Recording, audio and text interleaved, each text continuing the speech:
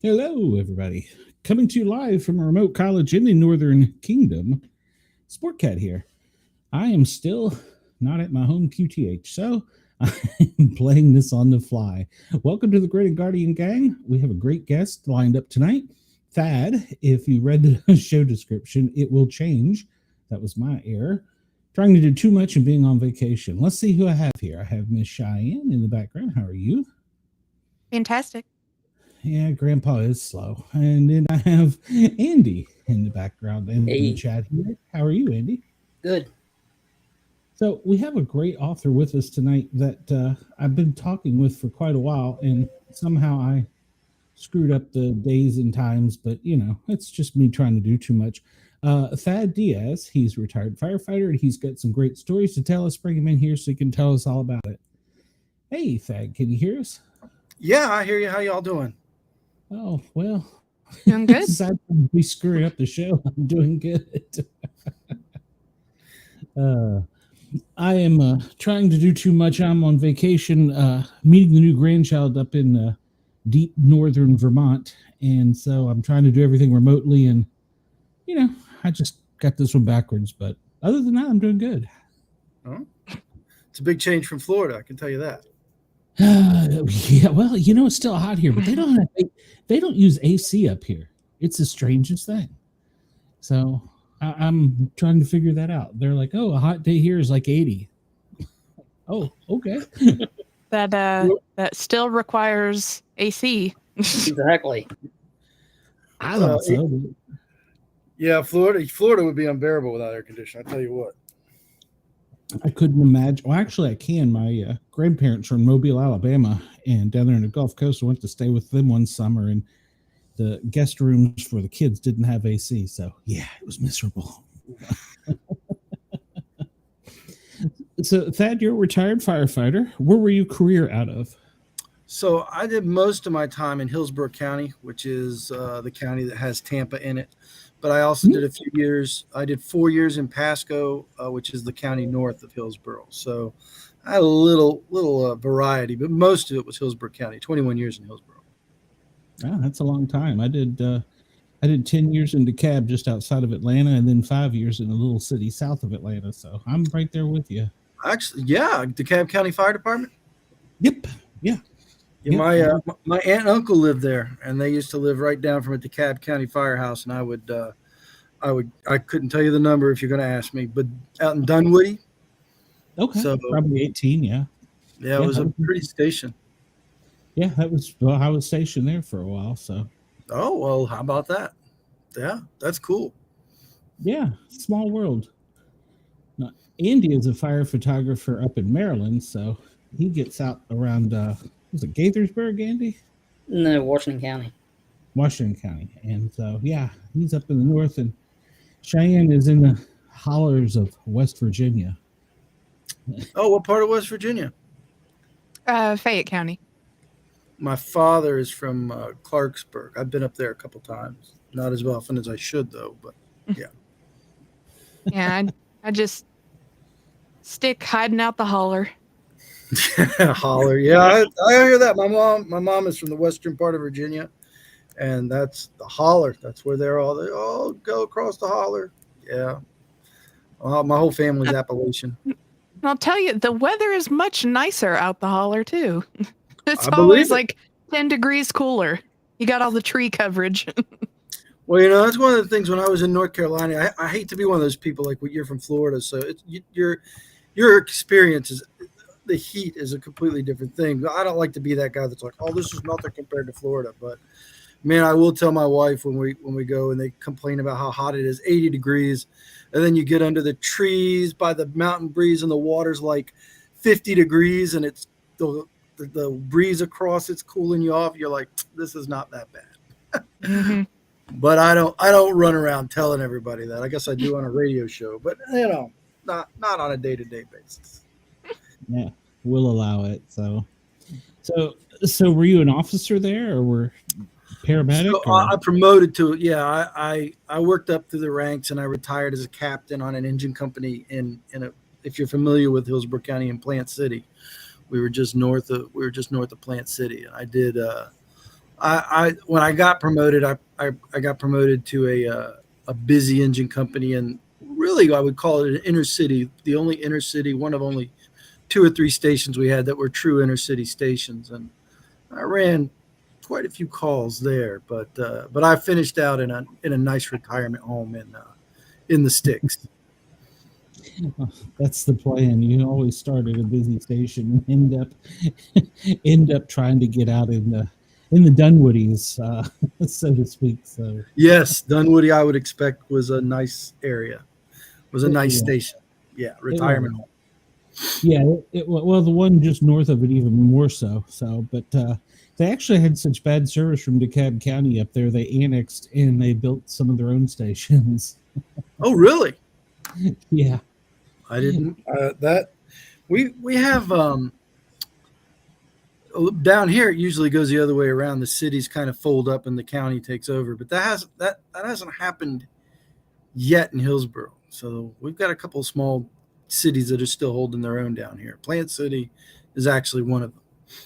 So Yeah, it started it was some EMS calls, and of course, there's an EMS shortage, as most people know. So it really wasn't the fire department's fault. They had 35 ambulances, and well, it still wasn't enough. wow. Well, I mean, it's a suburb of Atlanta, so I would assume it's very populated. You said 35 or 45? 35. They Still a had lot. they added 10, and they were basic, and due to regulations, they couldn't go on all the calls. So Right. yeah, it was a lot. Well, I was I was a fire medic on it, usually either on a TAC unit, which is basically a small rescue truck, Right. or an ambulance, a med unit, and we would run 24 calls in a 24-hour shift easily without a problem. So yeah, that's why I only stayed 10 years there. Yeah, I did quite a few years on rescue when I was working my way up through the ranks, but you could promote to an engine, and once you were on that engine, boy, once you were a driver in Hillsborough, some places make them flip flop back and forth, but once you got promoted to driver, you were a made man or woman at that point. So Yeah, that's a controversy in my part of the woods, because you come in as you're a firefighter paramedic, so they're paying you to do 2 jobs, but it's not really significantly more. Well, then they want you to drive, so you're riding up, which you know what that means. You're doing Right. the next person's job ahead of you, but they won't pay you. they And will or then won't? will They not. won't pay you? And then they want to promote you to driver engineer.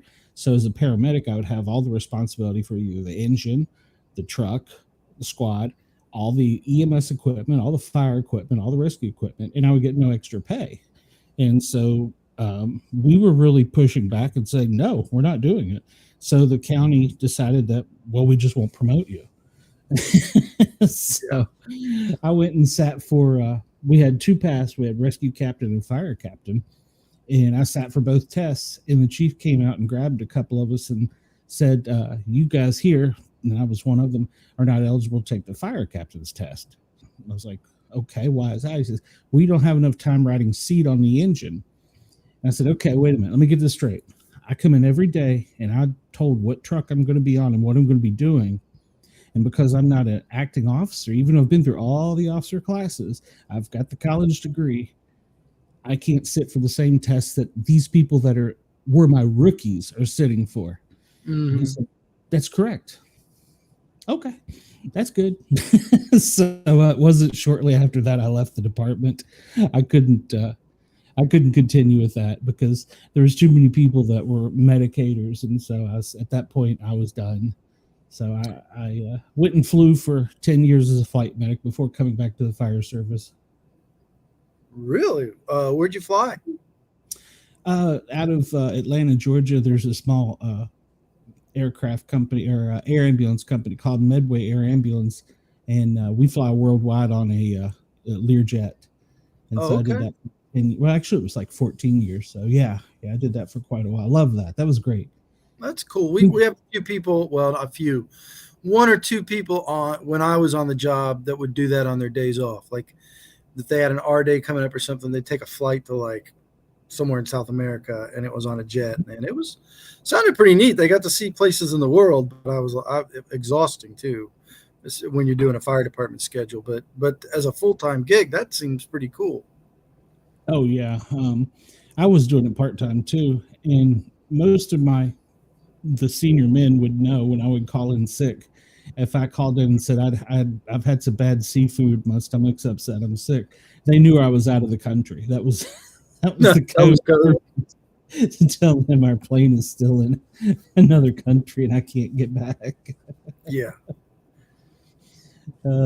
So, well, enough about me. Tell us about yourself. You wrote a book. What's it about? Okay, so my latest, I have a long history. I wrote sci-fi and fantasy while I was still on the job, but years ago, like 20 years ago, maybe a little bit more now, I was talking to a guy in Hillsborough County, and he was a captain on a rescue. He was a rescue captain, one of our rescue captains, and we were working, and he said, "Man, I hope we sleep tonight because I got to go run down a skip tomorrow." And I was like, "You're a bounty hunter?" And he's like, "Yeah, I do bounty hunter work and PI work on my days off." And I was like, that's a story right there, And I was already writing, like I said, and I'd been thinking for a long time. I'm a big fan of the crime novels, like the Dennis Lehane and Michael Connelly and Raymond Chandler and stuff. I was like, Tampa would be a good place to set that kind of story. So when I heard that, I said, "Man, what a great character!" But I can't write that the way I want to until I retire. So years ago, The Seed was born, and then when I retired, I actually started writing hard-boiled detective stories that take place in Tampa. And the first one, Tampa Heat, is the story of Logan Walsh. He's an active duty firefighter who's a bail bondsman and a private investigator on his days off. And he and his dad get involved in a case that goes back 25 years to a real chapter in Tampa's history. So, and that takes off. I'm actually about 40,000 words into book 6 right now. I got 5 out. Yeah. That's a lot of work. I love it. It's a lot of fun.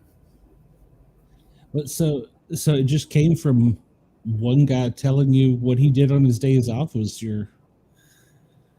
Yeah, I mean, that's cool. I think as a writer, you're always kind of looking for ideas. You're always kind of thinking, what's a what would make a good, like, people's names. Oh, that's a good name. I hope I remember that one later because I kind of like that one. So I do occasionally steal people's names, but yeah. I'm glad I'm not the only one that does that. No, not at all. I'm like, that name. I should write them down because I usually forget later. I'm like, what's that name I was thinking the other day? I need a character right now. What is a name that I can use? Yeah. I had a stack of sticky notes in my drawer at my previous job where I would like, oh, that's a name I've never heard before. I really like that one. Like just waiting for him to look through my drawer at some point. Why do you have all of these clients' names written down? Because they're cool. Yeah. So you write? Is that right? Mm-hmm. Yep. What do you write? What's your genre? Little of this, little of that. Oh, okay. A little of everything. All right. Yeah, I'm mostly into like helping write with comics and stuff, but I have my own weird like romance novels that I like to do. Hey, she's not telling you her superpower. Her fiance is a comic book artist, so she. Oh, very nice, very nice. Yeah. Well, you have to send me some. I like comic books, so you have to send me your stuff. I'll take a look at it, or your links. Let's see if I can check it out. Absolutely. Okay, cool. Yeah, that's one thing. There isn't really any firefighter or paramedic comic books. Not that come to mind. I can think of it, obviously movies and shows, a few books, but yeah, not comic books. Not that I can think of. Yeah, it seems like that would be a genre you could also twist into a science fiction type thing too. I have a friend who does a fire. I don't know how much of the elements he used. I haven't read it, but he uses fire and a firefighter as one of his urban fantasy characters. So that's pretty cool. He would occasionally call me, okay, how does this work in the fire department? Or text me, how's this working? And I would explain to him, in the best I could, what he was doing. So he's got a new book coming out soon too. So Michael Allen is his name. I didn't come prepared to do the pitch, but his name is Michael Allen. He does sci-fi and fantasy. The garbage, I can't remember. He's urban fantasy. I'd have to look it up. And I left my phone in the other room. So we'll get the info on him, but right. yeah, we get a lot of we get authors on my other show. I get a lot of people with the paranormal. We've had musicians on. We had a musician on Wednesday night. He crooned Cheyenne. So I'm his manager now. So. Oh, all right. She's gonna run away and leave me. I'll be back in. I'll be back in 4 to 6 weeks. Pays better. We won't talk about it. Yeah. So that besides for just I don't want to word this, the crux of the idea coming from your coworker, how else do you draw ideas? So it really kind of depends. A lot of times, like the way that I typically write one of these stories is I come up with a crime. And there's a couple of ways that I can do that, but I have been known to borrow from a true crime show. Hey, I like that idea. Let's go in. I'm gonna bend that around and twist it and make my own, Or another one was the very first book. In book one, I guess I did bring my phone out here. In book one, I actually, that's based on an actual series of crimes that actually happened. I was new in the fire department, and this stuff was going on. We're just going to say it that way. And I was still in Pasco, as a matter of fact. And it was kind of common knowledge, I wouldn't call it an open secret because, I wouldn't say that we knew for sure, but there were some suspicions. And I thought, man, someone should write a book about that. Well, a couple decades later, that became the first crime inspiration for the first case in my series. So it was a lot of fun to write. I enjoyed it. It's pretty cool. We had Wayne Miller on. He was an ATF agent, and he wrote about a lot of the crimes he solved as an ATF agent. He was actually one of the very first ATF agents in the Northeast that was trained in arson investigation, and he had some great stories. Oh, I'll bet. I still got to read his book. The stories that he came on and told were awesome. Yeah. He even finished off with a paranormal story that still spooks me. So, oh wow! What was his name? Wayne Miller, right, Sha? I'm pretty sure it was it. Yeah. I got a cousin named Wayne Miller. Yeah, hold on. I still have a tab. I have a tab pulled up with his book still in it. I was actually looking it up the other day. He worked up in the Northeast in Worcester 6. I'm sure you're familiar with them. He worked that fire. Oof. And he said that they were there days later. The fire had been extinguished, and of course, when they bring the firefighter out, it's covered in a flag. Mm-hmm. One pillar caught on fire and glowed red hot, and there was nobody there to even with suppression to put it out. And as soon as they get the firefighter out, it fell over and went out. Really? Yeah, it was a really spooky story the way he told it. So the initial book that he came on to talk about was Burn, Boston, Burn. Mm-hmm. Oh. And these are true crime stories, sounds like? Yeah. Mm-hmm. Yeah. And he's got another one out now that's called Bang, Boom, Burn. Yeah, I saw that one. I'm looking at it now. Yeah, Burn, Boston, Burn was definitely interesting. That was about the story out of the 80s, I think it was, when the firefighters were being cut. I think they even made Turk 182 movie out of it. So it says it here, but it was because there were 264 buildings were burned intentionally. Wow. Fires were set. You said 262?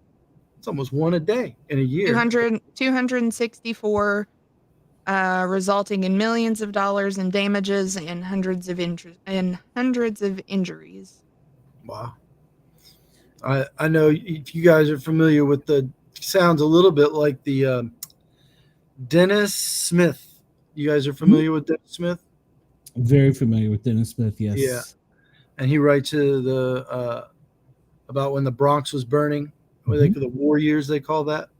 Yeah. And I don't know if that's a reference to Vietnam or I thought it was after Vietnam. I thought that was just an expression they used, but they called it the war years. So, yeah, he was my inspiration.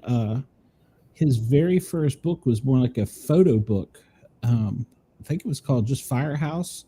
And it was just pictures of the guys in the station with little short stories after them and little short stories. It was, it was a big kids book basically. And it was the inspiration for me joining the fire. One of the inspirations, that emergency, joining the fire service. Years later, I wrote him a letter explaining that to him. I said, "You're the reason I did this." You ever hear back from him? Yeah, he wrote me a really nice letter. Oh man, that's cool. Because at that time I was working on doing some writing stuff too. I had went back to school, and he gave me some encouragement. So I've always kept the letter. Yeah. Oh, that's neat, man. Yeah, I like Dennis. I like Dennis Smith. I've read all his stuff. I should say all his stuff. I've read, because I haven't seen that one, but I've read the two books that he wrote, and I was subscribed to Firehouse magazine, which of course was his for a long time. So. Yeah, the only book I haven't read by him is Report from Ground Zero. I haven't been able to bring myself to read that one yet. Yeah, I could not do that one. But Reported from Engine Company 82 is a classic. I've read that a couple times actually. Yeah, it definitely is a great book. If you don't understand fire service in simple terms from back in the 80s when they did things that even we don't do now that are risky, it put it into some really common sense. I couldn't, after we had a fire, go in and not take a hot shower and not think about some of the descriptive scenes of him talking about the firefighters with the soot and being burned and stuff. And I was like, wow. And that was years later. So it's funny how an author can leave an impression on your life, even if you don't know them. Yeah. Yeah, he was a big inspiration as a writer, I guess, because him and have you ever heard of Earl Emerson? You know Earl Emerson? That one might be more obscure. Yeah, that one doesn't sound familiar. He wrote. I thought they were good. They were good books, but he was an active duty Seattle firefighter, and he wrote primarily hard-boiled detective stories, and some of them were fireman themed, and I enjoyed those stories too. So yeah. Well, he's retired. I don't think he does writing. I don't think he does anything anymore. I think he's retired in the mountains somewhere. Good for him. Yeah. Well. I think it is very interesting though, with where you were saying how much like the author's influence on you, having never met them. Yeah. With like my favorite author who's out of West Virginia, with how she wrote, like the first book that I read of hers was so candidly about her life. Granted, she had a terrible upbringing, but it was like, well, then it makes it feel really okay to, write about your own personal experiences that aren't great and how far she came from it, where she was moved all around the country as a kid and then wound up back here in West Virginia, and they lived in some terrible conditions, and now she's making it good for herself. And it's just like, all right. Inspiring. Yeah, very much so. Mm-hmm. Yeah. One name that comes to mind immediately is talking about that, the current vice presidential candidate, J.D. Vance. Mm-hmm. His book, Hillbilly Effigy, I think how it's pronounced. Great book. Elegy, yes. Mm-hmm. Elegy, yeah. Great book. And it was funny when I heard on the news they announced who running mate was. I'm like, wait a minute, is that the same guy that wrote the book? I didn't even know he was a politician. Yeah, I haven't read that book, but I'd like to read it. Let's put it that way, because that's my, like I was saying before, my family's all Appalachian, and they all kind of cut from that cloth. So it'd be neat to read that, especially given all the other implications of who he is and the power and the heights that he's risen to and stuff. It'd be pretty cool. Well, and it's funny, Glenn, because that coin that I told you I got was actually because of that author. It was out of the Welsh Fire Department, and she had whenever they moved back to West Virginia, she moved to Welsh. And I've probably read that book 20 times because it's so good. And on Audible, she reads it herself. But I actually found this, and it's out of the Welsh, West Virginia Fire Department. Oh, I love that coin. I don't know if you can see that, Thad. Yeah, that's cool. That's like a challenge coin there? Mm-hmm. Yeah. Oh, okay. Yeah, that's one of the things we like to talk about here on the show is all of us collect challenge coins.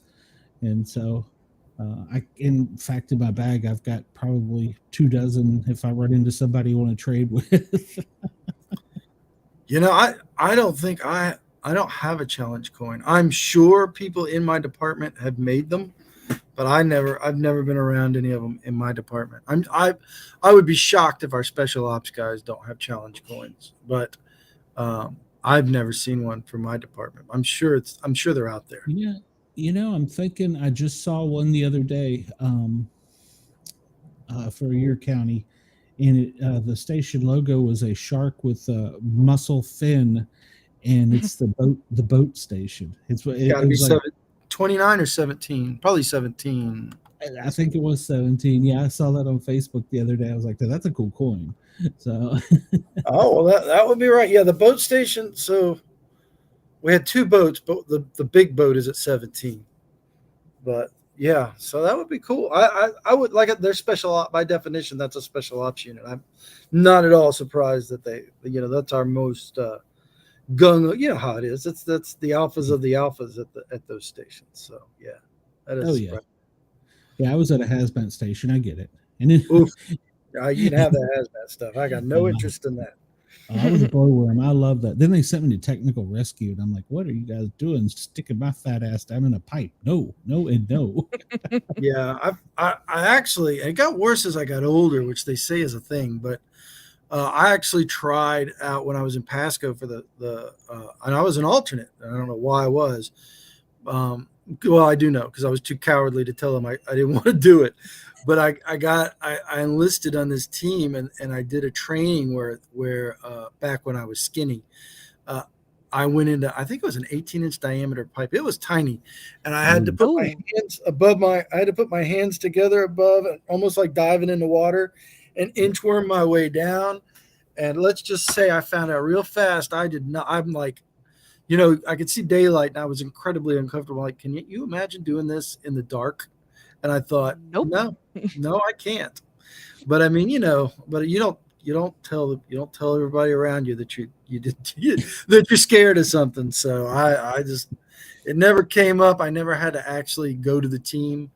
I never had to become certified. If I had, I probably would have had to tell them then. But as long as I was on the fringe, like on the call up list, I just let it go.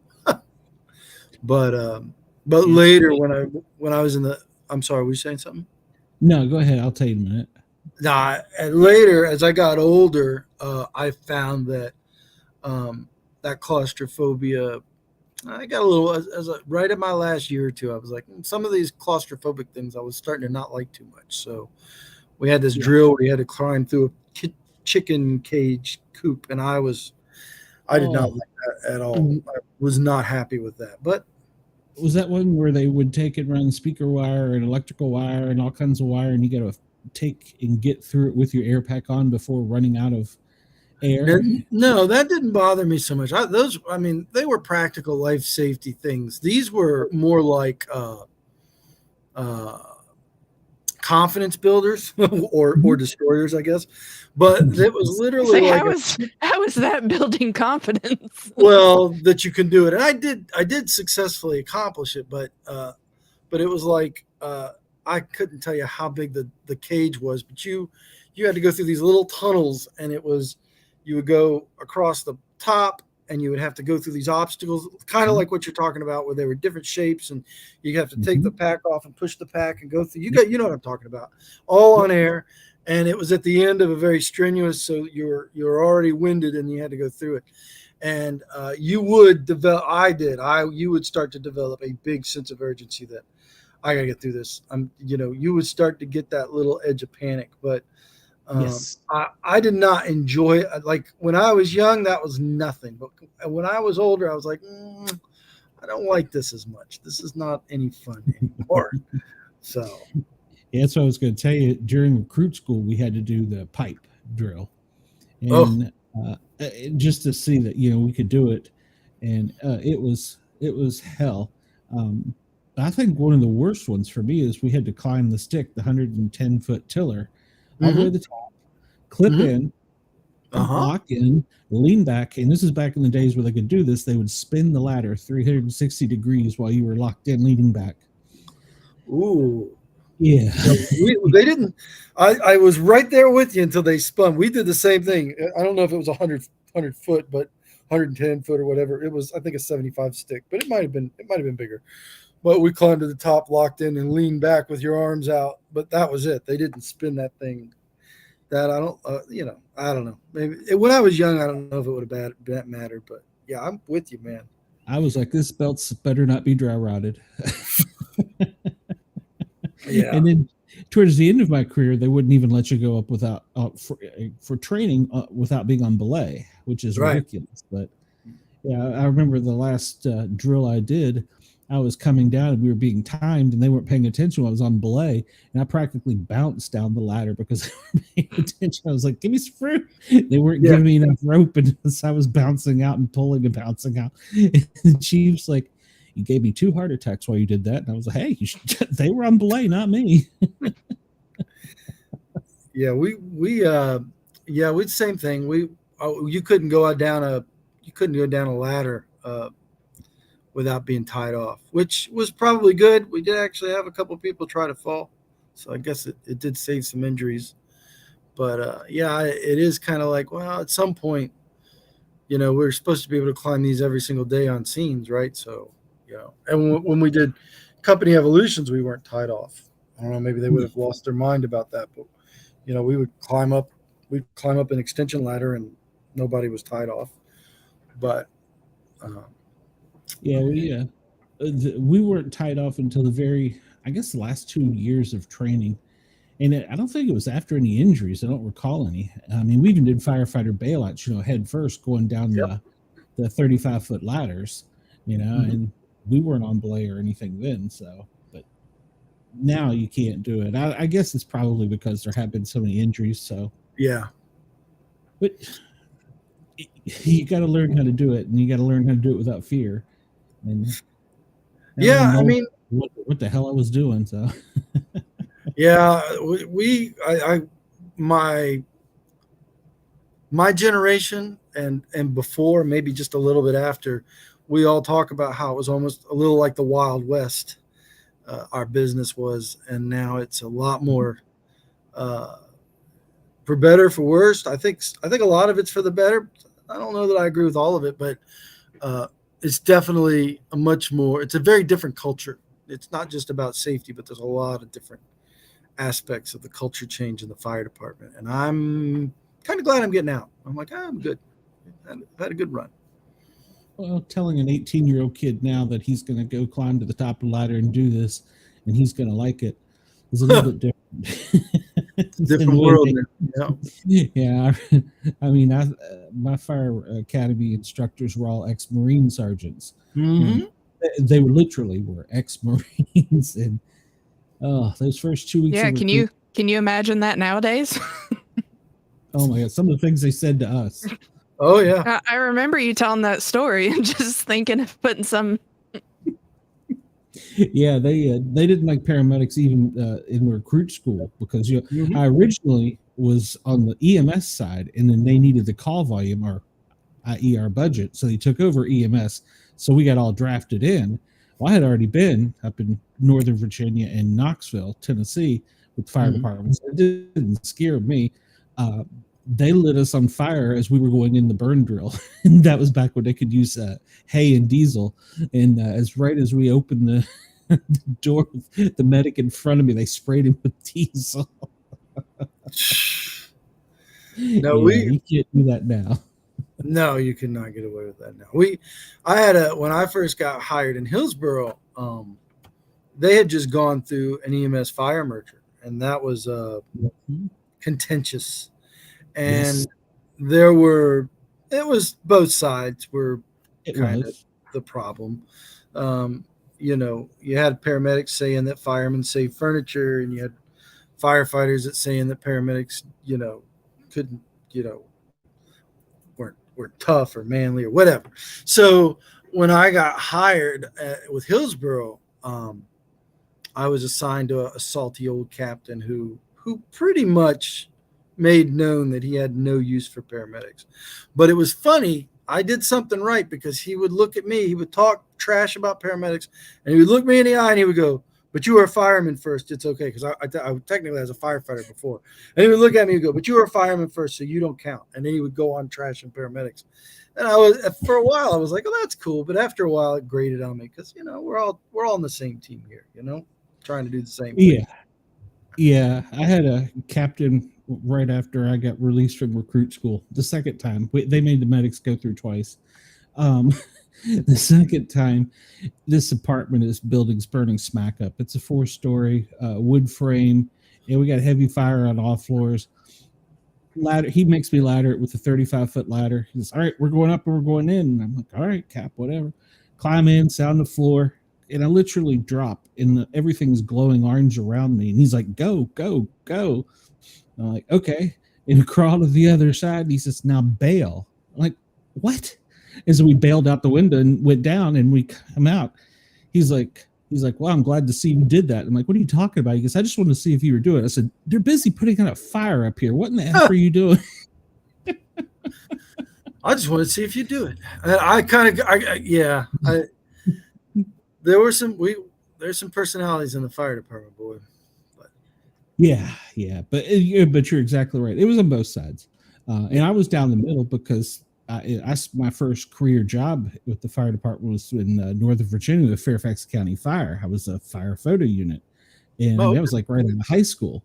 So I was around the fire department. My uncle and my grandfather were both firefighters. I'm the only dumbass that hit my head and went to paramedic school. So, it didn't bother me. I wasn't fazed by it. When I went through the academy the first time, towards the end, the instructors were like, "You've done this before." I'm like, Yeah, I did it in Virginia and I did it in Tennessee. And they're like, "Why did you tell us?" I was like, "You didn't ask. It was none of your business." So, yeah, they at times would ask us to do stupid things, and I would look around and be like, "Are you sure? Are you sure? Okay, here we go." But you know what? Looking back now, that I sound like I'm an old man, but those were some of the best times, actually. I hated it. I was completely miserable at the time and wanted to punch somebody in the face, but those were some of the best times of my life. Yeah, I really enjoyed the fire department a lot for about the first 21 years, 22 years, and then I started to get kind of tired of it. I started kind of weary of really just some of the stuff that you see on a daily basis. I just got tired of that. But it was good. I wouldn't do anything else. I wouldn't change my life in that regard. And No. I had a blast. 70, 80% of that job, I loved just about every minute of it. And even the last couple of years, even when I was looking for the door, I still enjoyed coming to work most of the time. I liked my crew. We had good people, good times. It's all about the people. And I had a blast. You got a good station, good team. Yeah. it's family.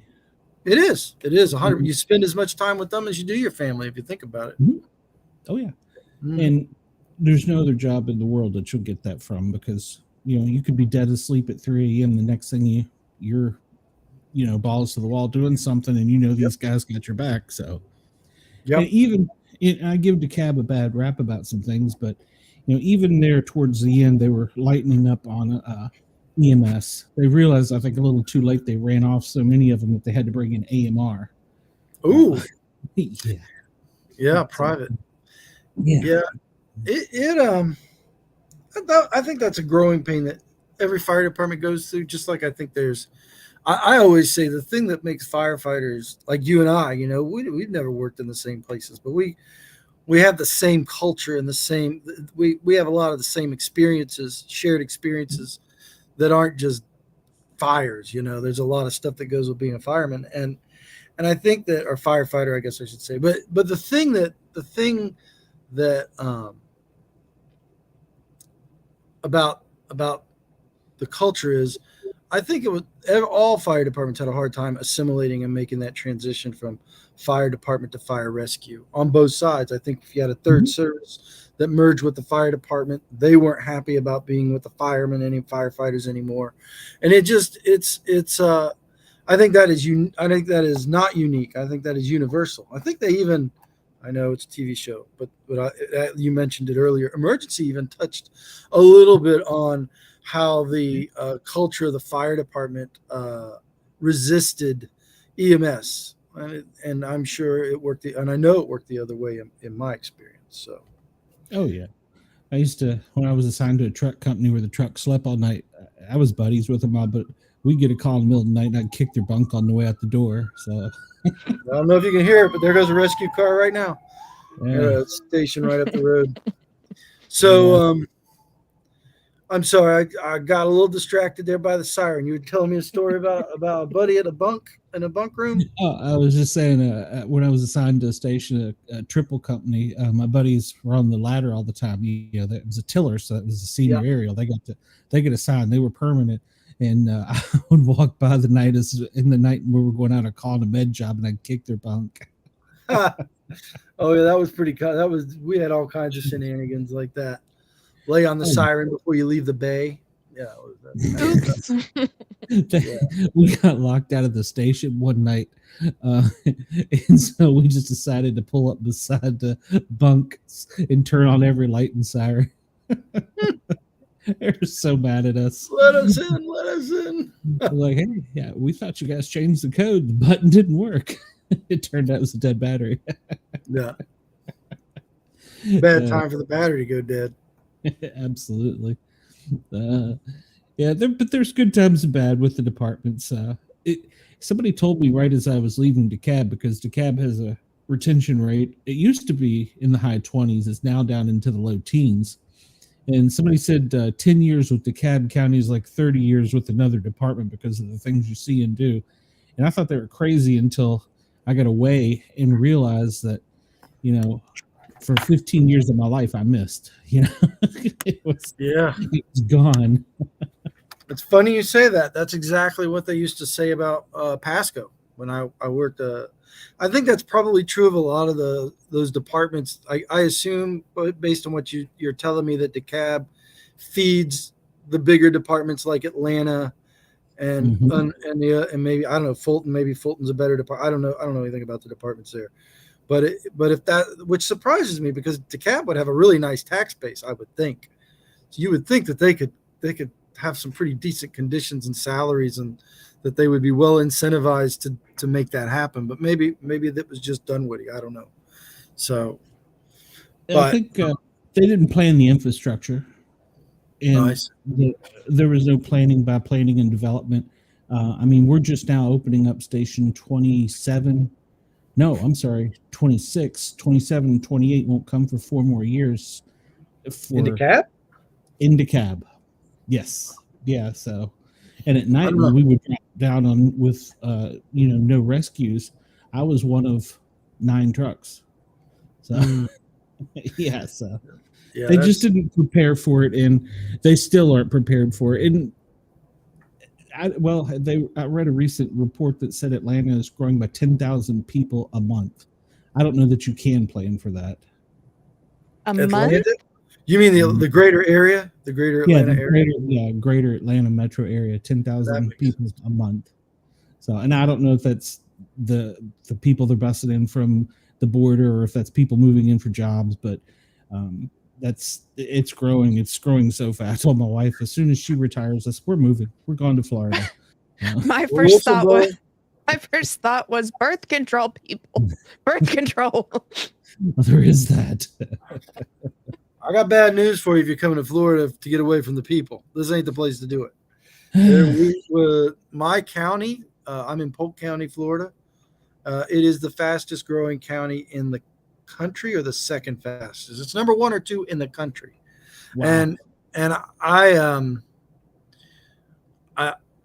assume they're, for the most part, I think most of these people are coming from New York, California, places like that, where the morale, it seems to be lower. So those people are coming to Florida, and that's a big thing. That's a big thing that's happening here too. Really, West Virginia I didn't see that coming. I wouldn't see that.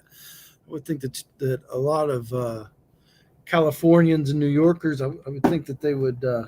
I don't know. Maybe it's just me. I would think that West Virginia would not appeal to them very well.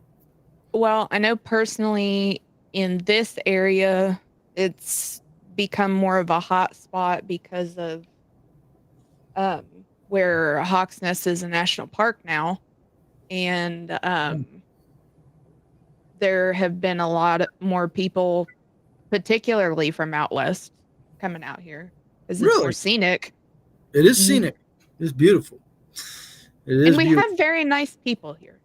Oh, I wasn't the people I was thinking about. It was just, you think California, you think metro, you think that they're going to have a hard time living, or that not that they would have a hard time living, but you think they'd be attracted to cities or metropolitan areas that, frankly, West Virginia is not known for having.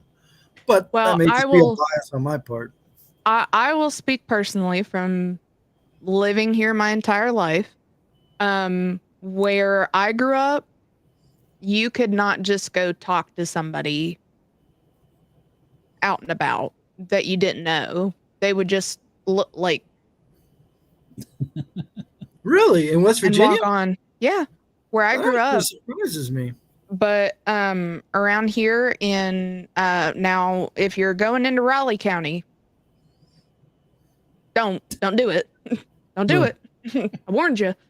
But if you're in like Fayette or Nicholas County, I like to say, because it's basically you've got Fayette County, Nicholas County, Raleigh County, and it's like bad, good mix of the two. Like Raleigh County is really big, crappy people. Fayetteville, rather small, really good people. But then Nicholas County is like, I say it's like Beckley, but with all the people from Fayette County. Like it's huge, but it's got all the good people. And I said it since I moved here. As soon as you cross over the Kanawha County line into Fayetteville or into Fayette County, completely different world of people. Really? Yep. Yeah, I haven't been up. I'm not even sure exactly where Fayette County is. I know roughly where Clarksburg is, and I know Morgantown is more north, right? That's Monongalia County, I believe. I don't know so. county, but it's north, right? It's on the north end of the states, north of Clarksburg. Yeah, I vaguely remember that, but yeah, it's got beautiful country up there. I do know that. I love the mountains. I'm a Florida boy, but I love the mountains. So they're gorgeous. I just don't trust them. The mountains. I have watched far too many things and fallen down too many rabbit holes about the Appalachian Trail. It's beautiful. Don't trust it. Oh well, yeah. They've had some dark history on the Appalachian trails. I've listened to far too much Missing 411, and Yes. far too much of it takes place on the Appalachian Trail. Yeah, I like the thing I like about the mountains is though that like I come from Florida, obviously, and I've been here my whole life, and I spent most of my life wanting to get out of here, to be honest. And now that I'm in a position where I probably could retire out of the state, I'm like, I don't know that I want to leave right now. I'm finding that I don't like the winters as much as I used to. I don't like the cold as much as I used to. I think I could still handle the cold weather. Don't get me wrong, at least by Florida standards. But, I'm not one of these people that bundles up at, 50 degrees and I'm wearing a full winter coat and a toboggan. But I do find that like when I go up north in the freezing temperatures, I'm like, this is very unpleasant. And I didn't used to be that way. I used to love the cold. I've been known to walk around in shorts in 29-degree weather, but those days are over. You are insane. Oh, I liked it back in the day. I really did, but I couldn't do it anymore. My fingers. I was out writing in it was sub freezing. I don't know what it was, 25, 28, something like that. And I was on my computer trying to write on the porch and enjoy the cool weather, and my fingers were hurting by the time I was 3 paragraphs in, and I'm like, I'm out. I packed all my stuff and went inside. So. No, it's anymore around here. It's just you just walk outside and it's like, my lower back's hurting. The rain's coming. Yeah, I can feel it. I can feel it in my back. It's coming. My son and his fiance at the time, they said they'd never seen snow, so they decided to move to Vermont. And this is their second year up here, and that's why I'm up here. And you go from 0 to 100. He could have went somewhere in the middle. No, he just gets himself right in the middle of a nor'easter. Well, I love his first true snowstorm up here. He calls me. He says, "Dad, they're calling for a light snow." I said, "Oh, really?" He says, 4 feet, Dad. 4 feet. What do I do? And I'm like, "You moved up there. You're on your own." Yeah. Figure it out, son. But now they love it. And, talk to your neighbors. Yeah. Find out what they do. I will tell you this.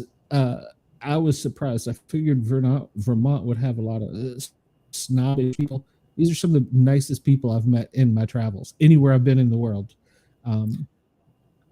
Just crazy. So, New England has New England. Oh, I'm sorry. I didn't interrupt you. Go ahead. No. Yeah, so it was just surprised me how, how nice they are. Just visiting in this little small town, it's like everybody knew you're not from around here. I'm like, no. Oh, yeah. My son moved here, and they're like, oh, you're his dad. I'm like, yeah. We know. I didn't expect that. Yeah, I didn't expect that. I expected that in the South, but not in Vermont. Upstate New York is very similar too. Yeah, outside of the city, yeah. That's the thing. Like the villages of New England have a pretty, from the outside, my understanding is they're very friendly. They're very welcoming, to strangers. I'm sure within limits, but they do have a very good reputation as far as being friendly. And now the cities, I would be, the bit like the Bostons and the New York cities, maybe less so, but the villages, the villages are supposed to be. Well, I think it's a lot of like, oh, you're coming to visit here. Oh, come on. We'll show you. We'll tell you where to go. Yeah, I can't do any of their accents, but they've got the coolest Maine and all those accents that their little euphemisms and stuff. I think it's a pretty neat culture up there. I think they'd be awesome. My grandparents are from upstate New York, and I feel like my grandfather sounds like he's Canadian. Hey? Oh, yeah. Yeah, I could see that. And my son is getting that now. It's crazy. So. Yeah. Every day for the past week, I've been going to the only little convenience store in town, and they don't sell Mountain Dews. And that's my drink. And I'm like, I could see that. So I asked the lady today, she's like, yeah. She's like, I was like, why do you not have Mountain Dew? She goes, well, the closest factory that distributes them is, I don't know, X miles away. And I have to buy like a whole tractor and trailer load for this little town. I'm like, okay, got it. Fair. So, she's like, but I could try and get you one. I'm like, I'm not going to be here that long. So, It's not that big a deal. Thank you. yeah, I'll find a town that says I'll give you a 10. You just go keep a 24 pack in the back room for me. Yeah, it's funny. My wife and my daughter-in-law did an order from Walmart, and they're going to go pick it up in the big city of Burlington. So I've heard of Burlington. That's nice. They have a baseball team that plays for 5 weeks because of the weather. Yeah, there's a lot of weird things that are different up here. So, well, now, how close are you to Miami? To Miami? Half the state away. Yeah. We're on. So, okay. I'd have to do hundreds of miles. I'd have to do a search, but okay. We don't actually go there, so I couldn't even tell you how far the drive is. But I would think 4 or 5 hours drive, maybe a little more. Although I'm in Polk County now, so it might be a little closer because I'm more in the middle of the state than on the West Coast. But I grew up when I was in Hillsborough. It was, I think, about a 5-hour ride. But yeah, we're a good ways away from Miami. We've got several counties between us, and they're on technically the other coast. I'm still closer to the West Coast, I think, and they're East Coast. So yeah. Tina's stories out of Miami were great. And that's what I was going to ask. We had Tina. What's her last name, Shay? Hold on. Triple F firefighters. Fierce female firefighters. Fierce female firefighters. Yes, from Miami. Tina. Miami-Dade. I can't remember how I said. She was from Miami-Dade. Yeah, she was a lieutenant, wasn't she? I believe so. What's her name? Davies? I don't think so. Hold on. She, her thing is now, we all have our side gigs when we get out. I do this show, and then I sell challenge coins, make patches, and I'm working on a book. We all have our things. She started making dolls for firefighters, for little girls, to show that girls can be firefighters. Oh, it was a great story. So yeah. So, and she's been on the Today Show, Kelly Clarkson Show, all kinds of stuff. Oh wow, she's made the rounds. Mm-hmm. Yeah, I got. Yeah. She's.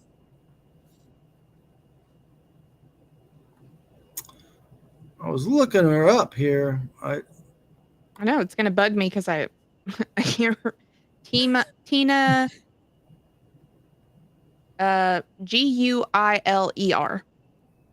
Guiler. Mm-hmm. She is a lieutenant for Miami-Dade Fire Rescue, and she's been there since 1999.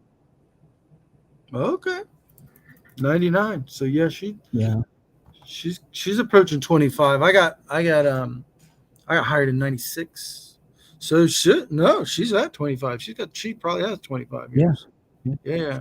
She was telling us that they have a system there where like she can go come to work for 1 week, and then she could say, okay, I'm going to drop the rest of this month, and next month I'll come in for a week. And because she's so far in her career, they had a word for it, but they could just drop. Yeah, like, okay, I'm not coming in the rest of this month. So I must be nice, or I think she had like the option to like go another 5 or 6 years or something. Yeah. So we have in Florida, we have a drop system that they just added to. It used to be 5 years. I think that's what it was. Right. It used to be 5 years, but now it's 8 years. So you can stay as long as you've gotten your minimums. I don't think you have to have the minimums to go in. But I can't remember. I didn't go into the drop, but you're officially retired. So it's called deferred retirement option plan. So when you go into the drop, your drop dead day, no pun intended, is a maximum of 8 years now. It used to be 5, 8 years out. When you hit that 8 years, you do not stay. You cannot stay. You cannot stay. used to be 5 years. And what that is she continues to show up for work, and her retirement builds up in an account. And then she is able, when she walks away, whatever that money for her retirement would have been, plus a certain amount of interest. It used to be a lot more than it is, but now I think it's back to 3% a year, but it used to be 6.5%. But then they dropped it. Well, back then the economy was very different, and they dropped it down, and so now it's 3%. I think back to 3%. And when you leave, you get a lump sum payment of whatever that money, whatever is accrued, and it is usually a hefty sum. And I would think in Metro-Dade, 8-year retirement or 8-year deferred comp would be outrageous, but because they are one of the best paid departments in the state, I suspect. They used to be, but and I think they cover quite an area too. They do. Mm-hmm. They Miami and Miami Beach, the city of Miami and Miami Beach do have their own departments. I've seen both of their departments, but and I think there's a Barrier Island department too that might be an actual Miami something. Maybe that's Miami Beach. I don't know, but they have a collection of departments there. But they're the big brother of the department. That's for sure. They're huge, and I don't know. Maybe they do cover part of Miami. I'm not familiar with what all they do down there. And she's made it up into admin, and she's a lieutenant, I think, in inspections. Oh, okay. So she's got like her own take-home car and everything. So, well, that would be, man. That's the way to do it. If you're gonna do 8 years in the drop, that would be the way to do it. Because I can't imagine riding a fire truck into my 50s and 60s. That would be no. The last time I went through the fire academy, I was 48, and they were like, "Have you fell and hit your head?" And I'm like, "I just wanted to prove to myself I could do it." Yeah. No, I can't imagine going back through all that now. I guess it makes me a little sad. I'm not state certified anymore. I've been out of the fire department too long. I think 2 years is the max. I've been out 3. Yeah. And actually a little more than 3. And the paramedic, I still occasionally teach paramedics. My daughter's in EMS, and she's an EMT right now, but she's going to medic school. And I might stay on the college because I'm in the college. Technically, I'm still an instructor there. I took a sabbatical to make this business, and the business is going great. But good. I may go back. Well, I'm almost certainly going back to teach her at least some of her paramedic school. Probably a lot of it, like all of it, if they'll let me do it. And they probably will. They probably will. And then I will. I'll probably have to help. I'll do other stuff. I won't just be like, well, I'm just here to teach my daughter. That's not how that's going to work. But I'll probably focus on the medic class just because it's. I think I've earned that. I've been around a long time. I think I could probably pull that favor. We'll see. We'll see how it goes. Oh yeah, I enjoyed teaching too. I did that for a little while, and the only problem in Georgia is there's just not enough students for schools. So that was really for me. Georgia's adopted some really stupid rules here after COVID and ruined EMS. You don't even have to be a first responder to be on an ambulance now. You can be a driver and have an EMT, and you've got a basic unit post-COVID. So yeah, they've screwed the whole system up, and people were banned. So, but COVID changed fire EMS. I mean, 2008 changed fire EMS, but COVID really changed fire EMS. So yeah, it's changed a lot. I will tell you that I would be willing to bet that Florida, or at least my part of Florida, but I think Florida in general, has changed the least, because we had a couple of things that have changed. Like we've got some, well, I say we had, when I was there, we had some enhanced protocols that were very strict during COVID. Like we responded and did very specific things. during the pandemic, that operation. But once we step back from that, it's all the same still. It's not any different. We do kind of have those in place for outbreaks. I guess we could reactivate that stuff, but we don't day-to-day operations. I don't think it affects them us at all, or at least it didn't. I think it depended on your department. Some of the departments had officers that were so scared. I mean, if you had a firefighter that was exposed, they would put the whole shift, the whole station, on quarantine. You couldn't come in for 2 days. Well, then it turned around, and next thing you know, well, we don't have anybody to cover this. So they went from hot to cold with it and couldn't figure out a safe way to do it. I mean, even in the beginning, when there was the N95 mask shortage, and I had been in a meeting in January prior to this, and I said, "Look, this is coming to our area," and they're like, "No, we're a little county in South Georgia. This isn't going to happen." I said, most of our employees work for Hartsfield Jackson Airport, the world's busiest airport. Most of our residents, work at the airport. They're going to bring it here. It's coming. And, they didn't wake up and realize it, and they were during the shortage of N95s. One chief came around and gave us a paper bag of the masses at the end of the shift. Spray Lysol in the bag, put your N95 in there, put it in the locker out in the bay with your gear. And I said, "Chief, can I have that in writing?" I said, "I came from a big city department just north of here, and I was the tox medic. I can guarantee you that that's not good information." Yeah, there was a lot of confusion about that. We went through some of those same things, like what one you've been exposed, not even symptomatic. That guy's been exposed, and he's been in the room with all of you. You're all quarantined. Yep. And and then they're like, "Wait a minute, we don't have anybody to run the calls. So come back." And so it was a trial and error thing, and they got it figured out. But for a while there, if you wanted overtime and you could avoid exposure, man, it was to be had. But yeah, they had to figure it out. But they did. And as far as the protocols that in my department, they did they followed the CDC's recommendations, but those changed sometimes on the daily, man. They were like, "Well, yesterday, remember we said that? Yeah, that's out." This is the new thing. But yeah.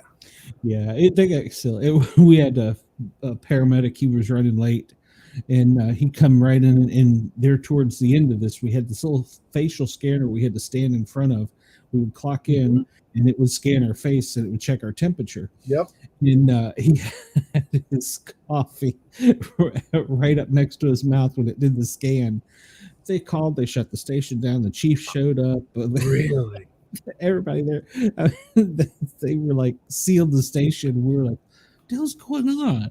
Like, and they had a picture of him. They were like, "He's got a temperature of 104." And we're like, "What?" And then they realized it was his coffee mug. That is funny. They get carried away with it, but like I said, there was no other job I would rather do in this world. So no, it was a lot of fun.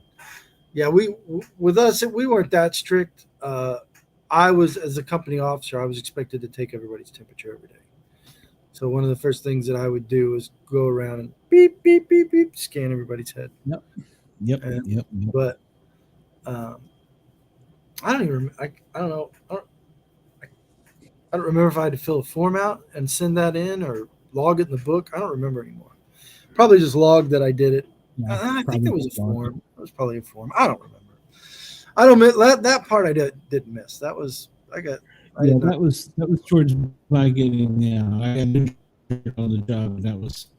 I'm glad I got out at the height of it. So yeah, but yeah, I got injured and taken out, so I never went back. So I miss it every day. But yeah, it's part of the job. So, well, Thad, we have kept you a lot longer than I intended. Oh, okay. It's gone by so quick. Well, I like to only keep people for about an hour because we're asking you for your time for free. So, we don't want to I appreciate make anybody uncomfortable. And Andy has talked way too much during this. Yeah, I noticed. Shut up, Andy. Jeez. All right. Keep it up for you. Andy. No more pickle stuff for you, Shay. Fine. Upper Andy is most of your departments up there are volunteer, aren't they, Andy? We're career and volunteer. Most of get combination. Yep. Yeah, my department was combination for a few years, for many years. Let me rephrase that. And during my career, they absorbed the volunteers. So we picked up like 6 stations almost overnight. But, We only have one station in the county that is still completely all volunteer. Oh, really?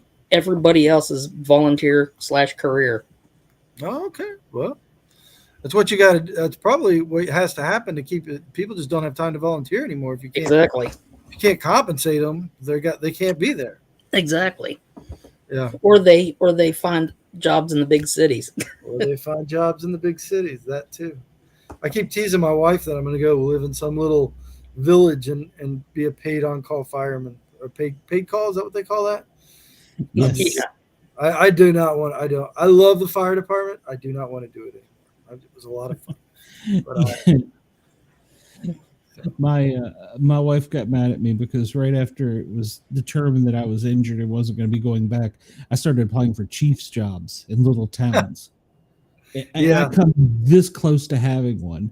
And Oh, really? Looking back, I'm glad I didn't get it. But she's like, "What are you doing? You've lost your damn mind."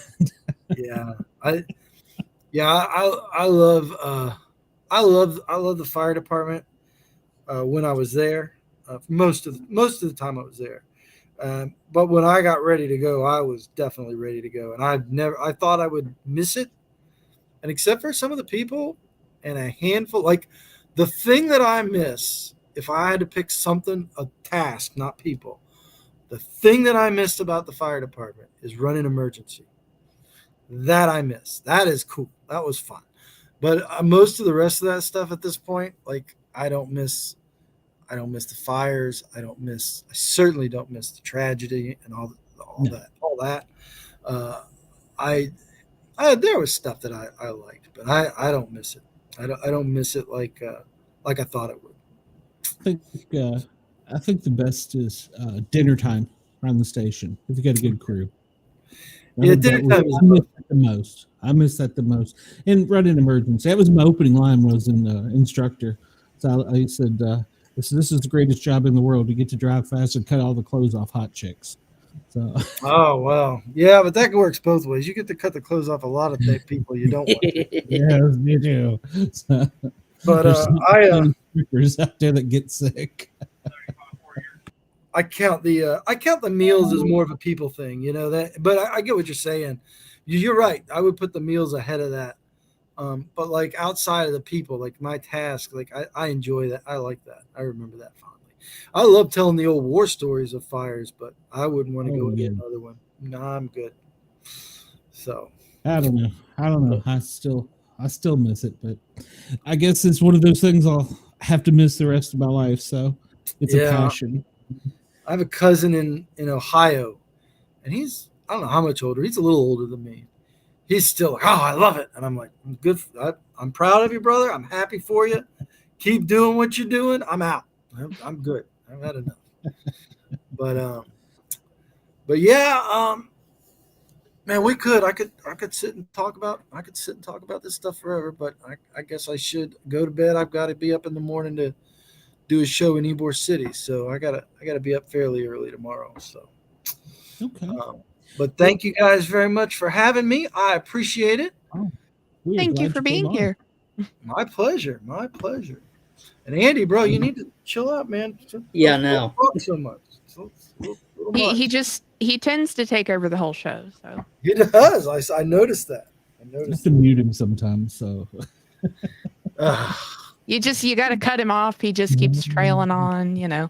Well, that's usually my job. I'm usually the one that doesn't shut up, as you've probably noticed. But well, thank you guys very much. You all have a great day. You too. You do the same. We'll promote your books and hopefully get you some sales. I appreciate it. Thank you very much. All right. Is there anything else any other questions? Where can people get your books at? Oh, that's a good question. So I'm on. You can actually go to thaddiazauthor.com. I got a purchasing page there. I make a little bit more when you buy off of that page because those are affiliate links. But basically, my business is exclusively on Amazon right now. That is going to change, but if you go on Amazon, my ebooks, I'm in Kindle Unlimited, but also my print books are exclusively through them for the moment. That is going to change in the coming months. But so buy them through the website. if you can, yes. I get a little bit more that way. So thaddiazauthor.com. And but again, I'm on Amazon. So if you look me up on Amazon, it's Tampa Heat or the Cigar City Case Files. Tampa Heat is book 1. Cigar City Case Files is the name of the city. Is the name of the series. So you can find me. Just look up my name, Thad Diaz. I cling to that top 100 by my fingertips as far as my fingernails in the genres in my different categories. So that's good. That's exciting stuff. So very much so. Yes, thank you.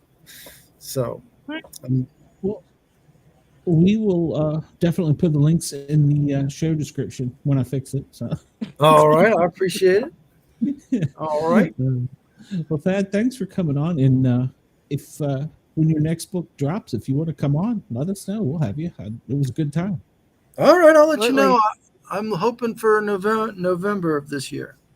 So yeah, I'll get back with you. Okay. All right. Cool. We look forward to it. Thank you, guys. Thank you. Yeah, talk to you soon. Thanks. See you. Bye-bye. Yeah, I could tell war stories all night, so I miss it. So they're always interesting to hear other people's. Yeah, it is because I meant to ask him about if he knew how different fighting fire down there was versus the fighting fire up here because their building construction, it's built so much stronger, I guess, because of the hurricanes and stuff. And so those concrete structures hold the heat. So, well, and I was thinking, I don't know how much the humidity and everything plays into it. Oh, yeah. So that too. But I think I would rather fight a fire on a 100-degree day than a 20-degree day. So, well, I see. Is there that significant of a difference? Yeah, I've had it to where when you come out, you're so hot, you strip down and get out of your turnout gear. You go to put your jacket back on, it's frozen. That is miserable. That is absolutely miserable. So. Spank Monkey loves you.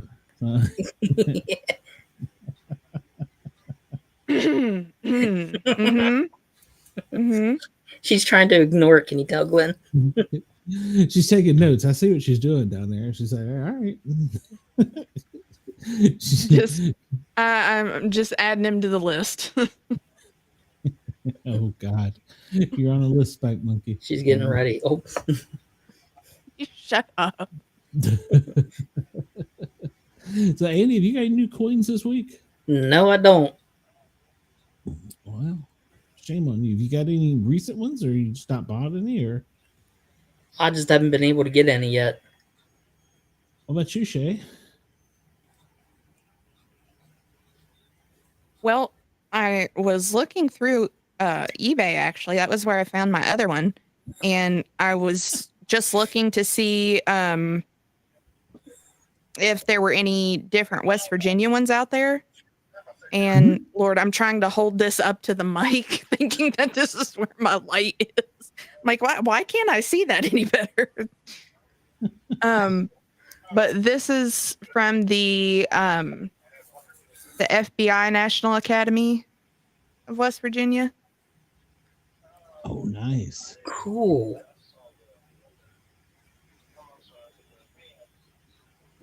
That's nice. Yeah, so I thought that was a cool find. Yeah, those are my 2 new ones. Did I already show you my slightly inappropriate one? I don't remember. I'm hoping that I can get a couple of the Vermont ones when I get to meet up with the Officer Farva. Oh yes, that was the one you showed us because of the paint. Mm-hmm. Yeah, I still really like that elephant though. That looks pretty awesome. Yeah, it is. You know, Spank Me Mommy, she can actually see the chat over on the right. Is he just wanting you to tell me? Yeah, he's wanting me to say it in my voice. Maybe that's part of the thrill for him. Me saying it to you. Maybe that's what it is. Could we choose something else other than olive oil? Maybe. Oh, pickle juice. I had to say it. Thank you. I love it. Pickle juice, I'm out. Nope. It would get a little overwhelming for me. Just with cream, that's interesting. I ran a call like 2 or 3 in the morning. God, I don't even want. No, I'm gonna tell you, it's too late. This woman called and said that she had a bug in her ear, and I was grumpy paramedic that was on like 25 calls already. I had a student and a rookie, and they were looking in her ear and they couldn't see anything, and I'm like, oh, this is absolute bullshit. And without even thinking, I grabbed her head, had her headlock. I had my flashlight, and I looked down here and I'm like, Jesus Christ, there is a bug down there. And so my first idea she's just like, yeah, well, I'm having to hold on to her because I mean, imagine having something moving in your ear. And it was like wrestling. So I had her headlock, and my first idea was, well, maybe the bug will come towards the flashlight. Yeah, that didn't work. So I said, and I'm thinking in my head, what can we kill the bug that won't hurt her, blah, blah, blah. And I said, hey, do you have any cooking oil, vegetable oil? And without missing a beat, she turned, looked at her son and said, hey, go in the bedroom and get the cooking oil. And I'm like, why? Okay, why? I don't know. Just have her like that. Okay, ma'am, first, why is it in the bedroom? Why is it in the bedroom? Why? Those are and second, where's the cameras? No. Yeah, oh, shoot, Glenn, I'm sorry I knocked over the tripod while I was in there. My medical advice, babe, is put some of that Wesson oil in your ear, sleep on your side.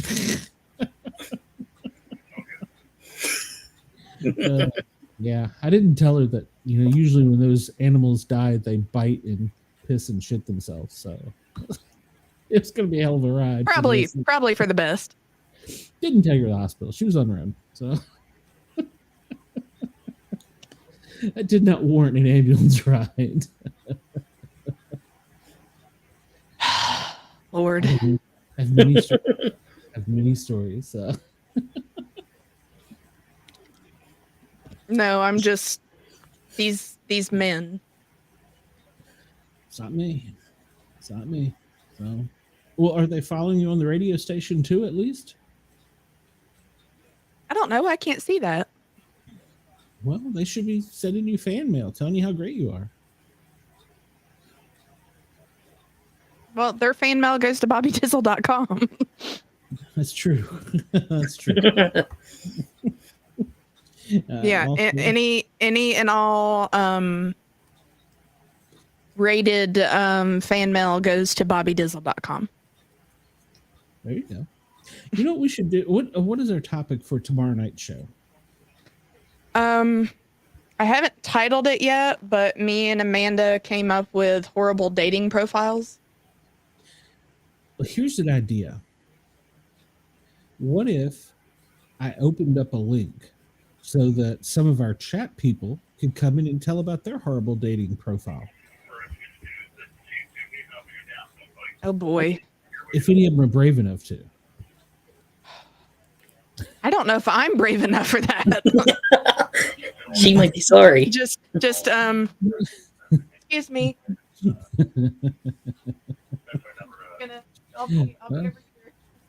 Well, that is a medical procedure. So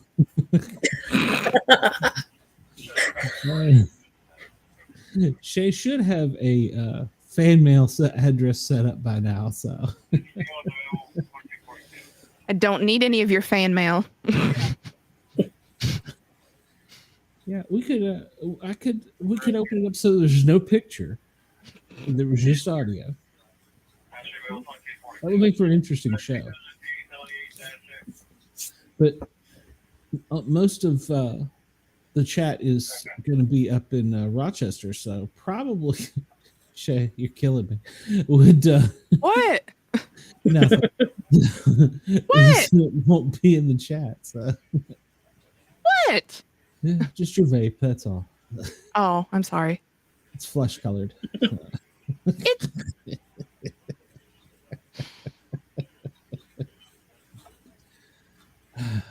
Wait a minute. They said that your compliance isn't a factor in this. So, well, okay. Thanks, guys. So, well, let's ask the chat directly. Do you have any horrible dating stories? Any that they would like to share? We can make this happen, Shay. Oh, well, wait a minute. Hold on. We'd have to do that in the last 2 hours. We can't do it in the first 2 hours because we're going to be FM friendly. And I can't trust that I would be able to get on the mute button. I was going to say, if it's the first two, this could be really interesting. Who knows where the ratings will go? Well, how's the bottle going to get there in the emails? What I want to know. So, is it a picture of the bottle? Is it a big bottle? Like a quart No, jet? he is sending a small bottle with it. But in the email? No, in the mail to my fan mailbox. Oh well, Bobby. Wow.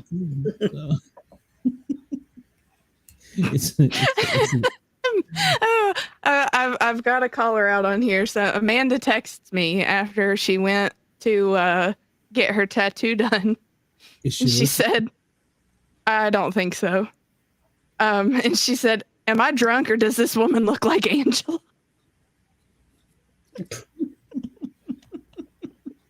She does. Oh gosh. We'll have to work. Yeah, see, box. he even specified in the regular mail. Yeah, I guess I didn't read it right. Yeah, my glasses. I'm too far away from my normal screen. So, Andy, is there a fire somewhere?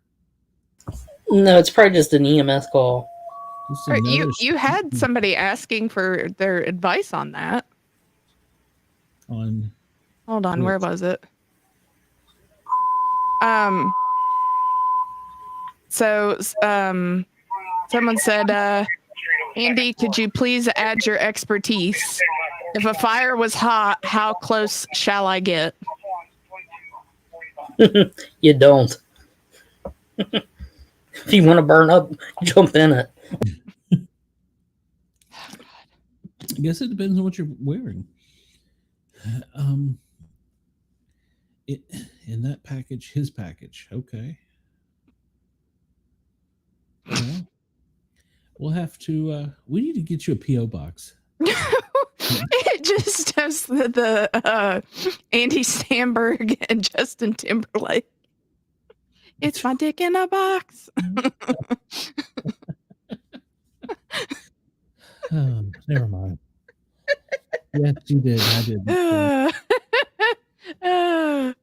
Is the chat not figured out that I'm pretty old and don't get half of these references? I lived a very sheltered life.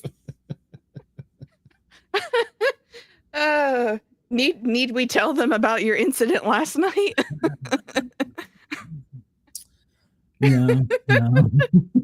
Andy might have an opinion on that. It was interesting. All right, what happened? Tell me. I don't know what she's talking about. Oh, I gotta remember how. If you can tell me Um. while laughing. So, that one's for Andy, right?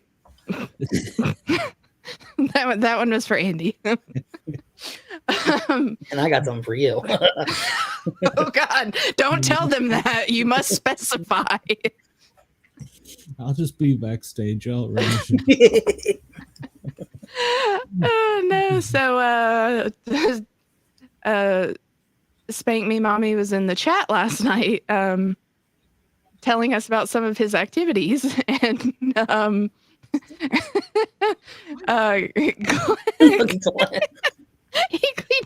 didn't understand how fisting works.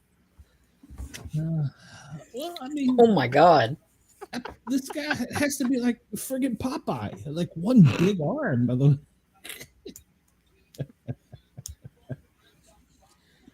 I'm like, no, that's not how it works. Oh, Oh no! See, that would be me doing it at the Christmas party, though. We should all try and figure out a common place and meet. You know, I'm the furthest away, I think. So that might not be a good idea. I will have my taser with me. I don't bite. You've already seen the wife abuse me. Come on. She tried to kill me 2 nights ago, for Christ's sake. No, then I've got to think of a good Lonely Island one to do at the karaoke party. Then I can't get to the Sportcat Con. Absolutely. So it would have to be somewhere like I don't know, Middle Virginia or something. That would be kind of close. Like some rural town in Middle Virginia. We could take over a country and western bar for a weekend. Oh, I'm gonna have to buy more gummies for that. Are gummies legal in Virginia? I don't know. I might try my first gummy. So. Oh God. I'm retired. Oh Lord. I'm retired. I should try it now, and I should try it on one of our shows, so that I really feel like you should. So if I start to die, somebody can call my wife and tell her to take him to the hospital. That would probably be an interesting show. Yeah, I'm still contemplating which Lonely Island song I would sing for karaoke. I don't know. I don't think I have a karaoke song. Oh, maybe. What is that? It's a Jimmy Buffett song. Maybe I could. I know some of that. You listen to my radio. Are you singing Cheeseburger in Paradise or something? 5 o'clock somewhere. 5 o'clock somewhere. So. Yeah, I can't even sing to myself in the shower. So it's the cat leaves the house. So yeah, Sportcat Con. I like the idea of that. Yeah, just too many options. Too many options for me to choose from. I'll just do a compilation.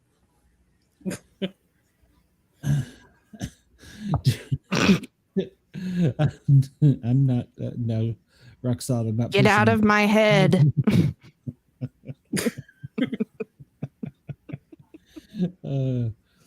You know, I don't think I will neither confirm nor deny. Oh God, I love Friday nights. Oh, these Friday nights are fun. Wait till Saturday night. I know. I just have to remind the chat, the first 2 hours, I have to remain FM friendly for WDJY and Radio Fairfax. Now, from 2 hours, 1 minute, fuck it, it's game on. Let the battle begin.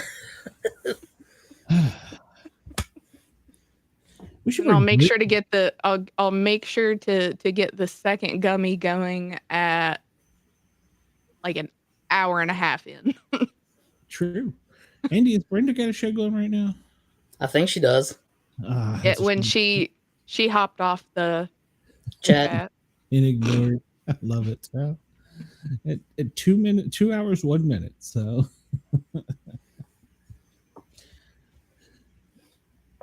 Whoa, Chris 48, you've got what on the playlist? Oh, yeah, I do. Why do people remember these things? We're building a fan base, and this is how we do it. And I gotta say, And it doesn't mean anything at all that I also happen to know all the words to it.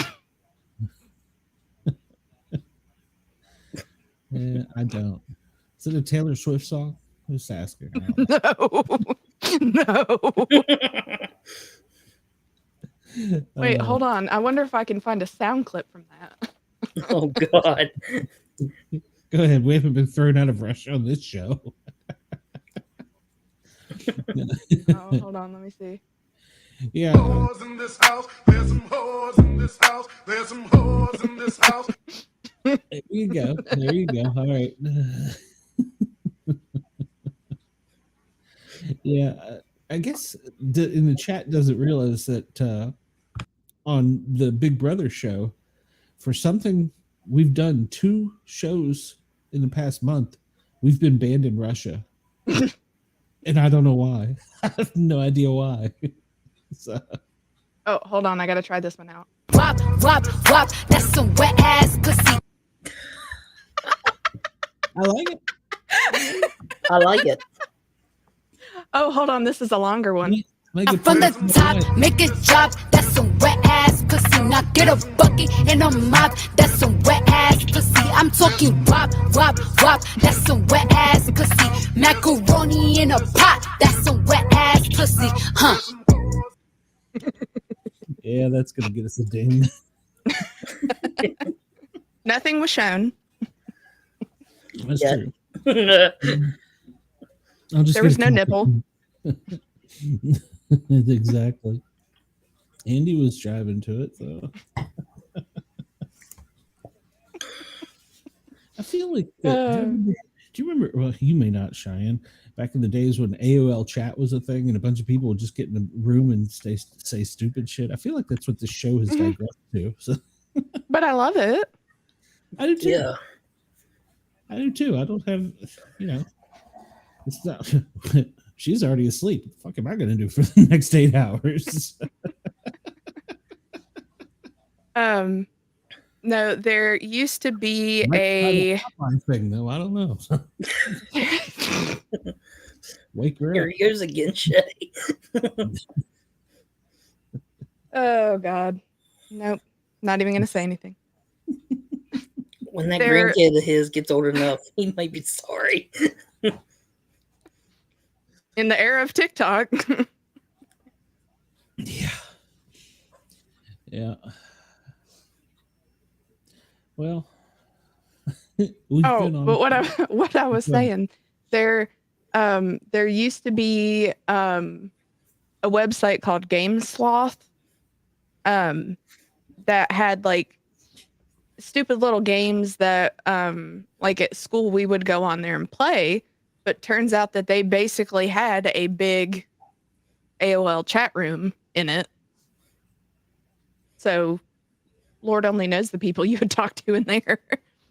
Oh yeah, and I'm old enough to remember ICQ. That was before AOL, so that was fun. You never knew who we were going to talk to there. So some interesting stories. Very much so. I remember this will really show my age. Back during when they had rotary dial phones. I know you've never seen one of them. You could dial your own phone number and it would be busy. I'm not that young. Yeah, you're pretty young. You could dial your own I know what a rotary phone is. Yeah, so do I. Okay. Well, you would dial your own phone on number. the wall. Yeah, we had one. Oh my God. I haven't had one of those in 30 years.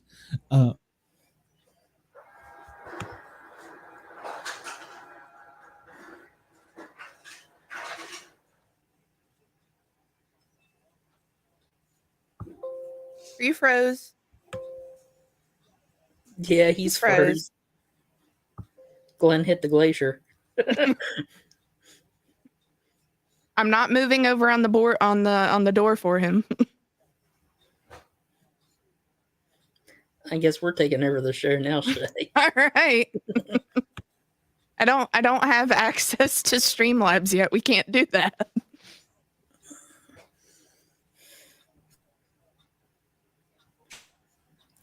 Hi, Glenn. Oh, he might. Fine, Oh, don't- he wait a was minute. back there for a minute. The Mountain Dew probably finally kicked in, or whatever the hell he was drinking.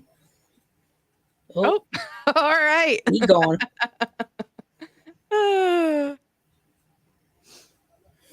I'm sure we'll be getting a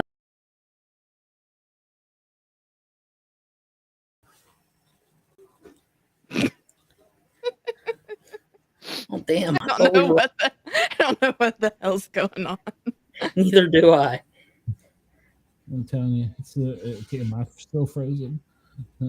No, you're good. Okay. Well, I don't know if anybody could hear me. So. Yeah, we can hear you. No, I meant before y'all were saying I was frozen. I was like, I can hear you guys. No, we couldn't hear that. Ah, okay. You want Andy on bottom? Is that? What the fuck was that? I don't know. Put Andy back. And I said, do they want Andy on bottom? Is that what they want? Oh, jeez. Oh, Jesus. You've got a stalker now. My only hope is Andy, it's a girl. So, and somehow, I very highly doubt it. Well, maybe they have an arm like Popeye. I don't know. Oh. Well, what time does the Uncle Rico show in tomorrow? So everybody can come over here and tune in. Well, they've got the special tonight.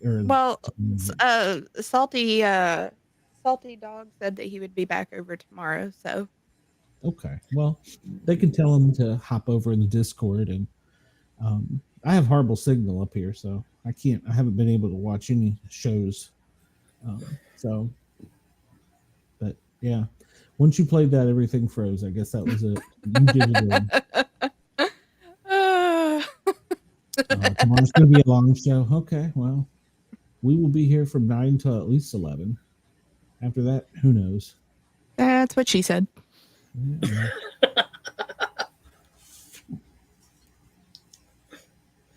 The shows start tomorrow at noon, and then Dabbles tomorrow night. So yeah, that's stiff competition. We'll have to wait our turn and do it another week. We won't be able to drag in the hordes. Well, we'll have to see. Yeah. There'll be a few stragglers, and we love our loyals, and we appreciate all of them coming over from Uncle Rico. When I get back in town, I got to talk to some of them about some stuff, so we'll see if maybe we can do some kind of stupid back and forth thing. Oh, he said he'd watch it on tape delay for you. I like it. I'm not complaining. No. You're going to be jealous when I get another young lady on the show, aren't you? No, I somehow don't think there'll be a comparison. Okay. Well, we'll see. Hopefully you won't wear a sweatsuit tomorrow. So hopefully you won't wear a sweatsuit tomorrow. No. I've already been told I'm not allowed to. Oh, okay. Well, all right. Well, everybody remember to like, follow, share, and subscribe. Well, drop me an email. We can make it happen. Oh, Jesus. Well, drop me an email. I haven't put anything up there lately since I broke the phone lines a few weeks ago. And